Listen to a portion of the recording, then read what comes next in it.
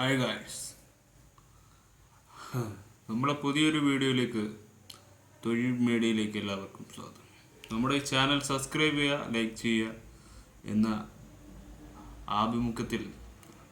ആമുഖമായി ഞാൻ പറഞ്ഞുകൊണ്ട്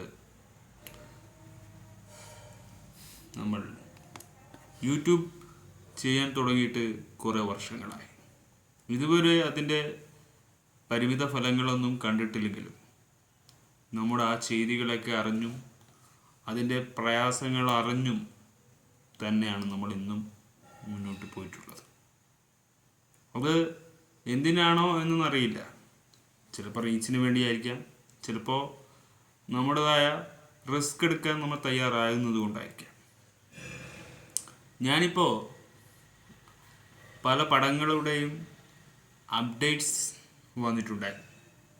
അപ്പോൾ അപ്ഡേറ്റ്സുകൾ ഓരോന്നോരോന്നായി നമുക്ക് പറയുക എന്നതാണ്.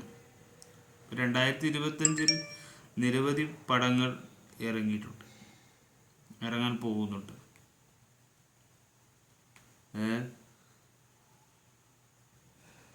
ന്യൂ അപ്ഡേറ്റ് ഫിലിംസ്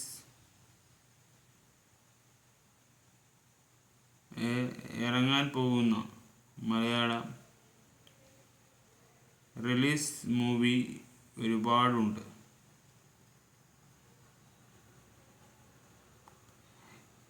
വിലായത് ബുദ്ധ ഇറങ്ങി, ബബ്ബ ഇറങ്ങി, ഡീസ് ഈസ് റൈ എന്ന് പറഞ്ഞ മൂവി ഇറങ്ങി.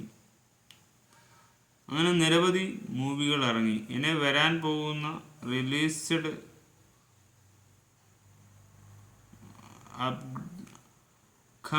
റിലീസ്ഡ് ഡേറ്റ് ഓഫ് മൂവിയൊക്കെ ഇനിയും നിരവധിയുണ്ട്. അതൊക്കെ ഒരു വലിയ കാര്യങ്ങൾ തന്നെയാണ്.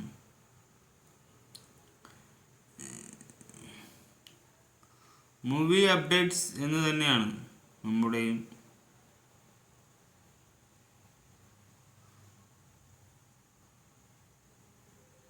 വീണ്ടും പറയുന്നത്.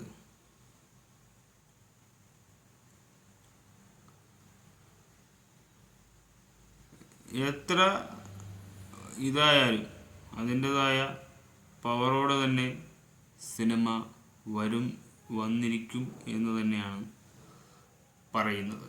അതുപോലെ തന്നെയാണ് നമ്മുടെ മുമ്പോട്ട് പോക്കും, നമ്മുടെ സിനിമ അപ്ഡേറ്റ്സും ഒക്കെ അതുപോലെ തന്നെ മുന്നോട്ട് പോവുകയും ചെയ്യുമെന്ന് പറയുന്ന ഒരു വാക്യത്തിൽ തന്നെ നമ്മൾ ഫുൾ സ്റ്റോപ്പിട്ട് നിൽക്കുകയാണ്. അപ്പോൾ ദൃശ്യം 3 എന്ന് പറയുന്ന സിനിമയുടെ ഒരു പാക്കപ്പ് വീഡിയോ നമുക്ക് കാണാം. അപ്പോൾ നമുക്കൊരു വലിയൊരു ആവശ്യമാണ്. ദൃശ്യം 3 ജിത്തു ജോസഫ് നിർമ്മിക്കുന്ന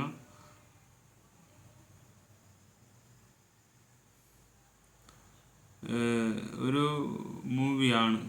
അപ്പോൾ പാക്കപ്പ് കാര്യങ്ങൾ കുറിച്ച് ലാലേട്ടനും ആൻ്റണി പെരുമാറും ഒക്കെ സംസാരിക്കുന്ന ഒരു പാക്കപ്പ് വീഡിയോ നിങ്ങൾ കണ്ടിട്ടുണ്ട്. നമ്മൾ ഇതിലൂടെ നിങ്ങളിലേക്ക് അറിയിക്കുകയാണ്.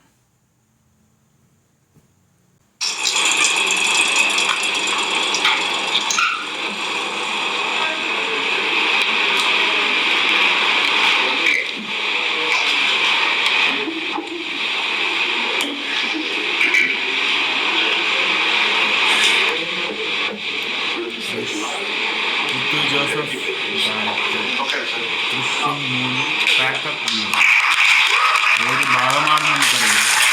എല്ലാവരും കൂടി വലിയ ആഘോഷത്തിൽ ലാലേട്ടൻ ഇന്നസെൻ്റായി നിൽക്കുന്ന ഒരു നാണമുള്ള വീഡിയോക്കാരനായി ഡിസംബറിൻ്റെ ഒരു സെലിബ്രേറ്റിംഗ് മൂഡൊക്കെ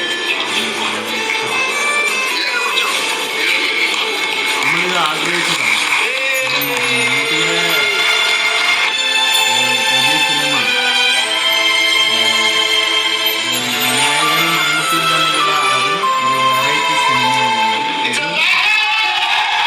അതുപോലുള്ളൊരു